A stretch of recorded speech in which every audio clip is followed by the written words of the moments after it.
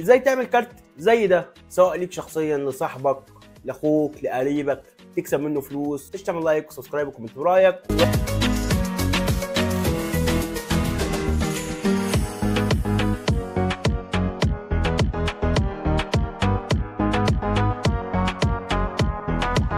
السلام عليكم ورحمه الله وبركاته. ازيكم كلكم كويسين؟ النهارده هنتكلم مع بعض عن واحده من احد ادوات كانفا اللي نقدر من خلالها نعمل كارت شخصي لينا او نبيعه بفلوس ونكسب منه على منصات السوشيال ميديا او مواقع العمل الحر. هنعرف كل التفاصيل، مش هطول عليك، واعرفك ازاي كمان تحطها في موك اب علشان تظهر معاك بشكل احترافي. طب يلا بينا. ازاي بعمل بيزنس كارد او كارت شخصي سواء ليا او هكسب منه او لاي حد على مواقع العمل الحر او الفريلانسر، وازاي نحطه في موك اب كمان. هوريك كل التفاصيل.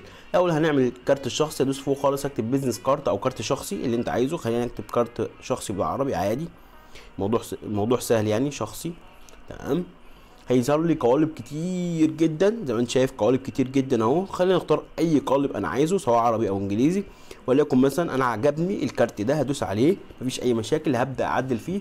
الناس اللي معايا ومتابعه الدوره هتعرف تعدل فيه بكل سهوله. لو انت جديد ازاي اعدل فيه بكل سهوله؟ لو انا عايز مثلا اغير الصوره ادوس على الصوره كده، ومن تحت خالص من القائمه اللي عندي دي هروح على حاجه اسمها استبدال، وهبدا واستبدل الصوره دي بالصوره بتاعتي. هروح على التحميلات وهبدا اختار الصوره بتاعتي، وليكن مثلا انا اختار الصوره دي. تمام. زي ما انت شايف لو انا عايز اغير حجم الصوره او مكان الصوره هدوس عليها بس مرتين زي ما انت شايف، وابدا احرك كده زي ما انا عايز. تمام. اخترت الصوره خلاص. ازاي اغير الكلام؟ هدوس على الكلمه اللي انا عايزها وابدا اغيرها بالكلمه اللي انا عايزها. اكتب اهو عبد الرحمن، امسح بس كده اهو عبد الرحمن ياسر. وليكن مثلا الخط ده مش عاجبني مثلا يعني. تمام اهو اصغر بس كده واشيل ده كده معانا. طبعا هنا في غلطه، امسح اهو عادي جدا اكني بتعامل على الوورد. تمام. اكبر كده اهو. ازاي اغير نوع الخط؟ هدوس على الكلام من تحت خالص من القائمه اللي عندي، اروح على الخط واغير بالخط اللي انا عايزه. الموضوع اسهل منه مفيش. انت بتعمل اللي انت عايزه اكنك شغال على الوورد. تمام. وليكن مثلا بغير حجم الخط اهو اوضح مثلا عشان يكون باين معانا زي ما انت شايف اهو بالحاجه اللي انا عايزها. تمام.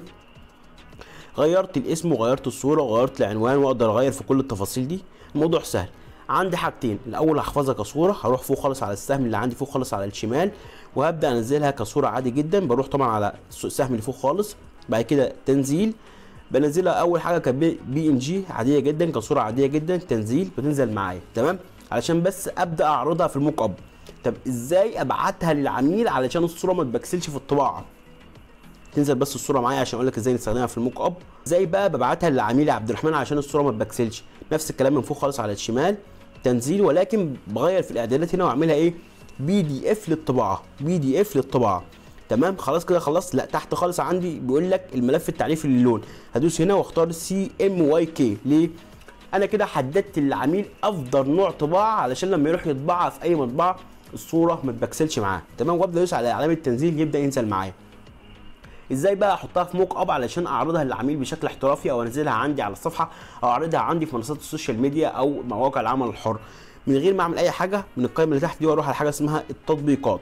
التطبيقات، وابحث عن حاجه اسمها موك اب. موك اب او ام او سي كي، هتلاقيها ظهرت معايا اول واحده اهو. هدوس عليها ام او سي كي يو بي، تظهر معايا من غير اي مشاكل. اول واحده هدوس عليها هيظهر عندي موك اب كتير جدا زي ما انت شايف، مجات وساعات وايفونات وتليفونات ولابتوب وتيشيرتات، ولكن انا عايز حاجه للطباعه فاروح عندي اهو حاجه للطباعه، هدوس عرض الكل. كتير جدا زي ما انت شايف، بحرك كتير جدا اهو. تمام. بحس يحمل معايا زي ما انت شايف كتير جدا، كتب وصور ومش عارفه ايه، ولكن انا بدور على حاجه كارت شخصي زي ما انت شايف اهو. ده مثلا ايد بتمسك لي كارت شخصي اهو زي ما انت شايف اهو. لو دوست عليها بس دي مش عجباني. ليه؟ لان ده مش نفس الحجم. عادي جدا اقدر ادوس عليها امسحها، اروح على التطبيقات تاني واختار واحده غيرها عادي جدا. احنا مع بعض بنجرب. وليكن مثلا يا سيدي اختار الكارت الشخصي ده. تمام. اخترت انا الصوره دي علشان اعرض له عليها كارت شخصي. هبدا اكبر كده اهو من غير اي مشاكل. ازاي بقى احط الصوره بتاعتي هنا؟ هروح على التحميلات. تمام. من تحت خالص وابدا احمل الصوره بتاعتي اللي انا حفظتها من شويه. وليكن مثلا الصوره بتحمل معايا اهو.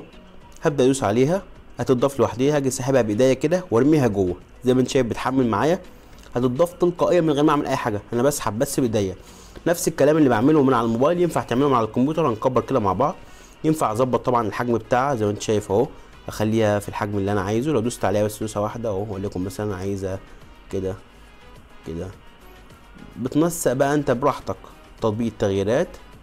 تمام خلاص كده اتظبطت معايا. طبعا انا بختار الموك اب اللي انا عايزه، ممكن الموك اب ده ما يكونش عاجبك، اختار الموك اب اللي يعجبك يعني. وبكده نكون عرفنا ازاي نعمل مع بعض كارت شخصي لينا ونحطه كمان في موك اب بكل سهوله من غير ما نعمل اي مجهود ولا نكون عارفين مونتاج ولا اديت ولا اي حاجه.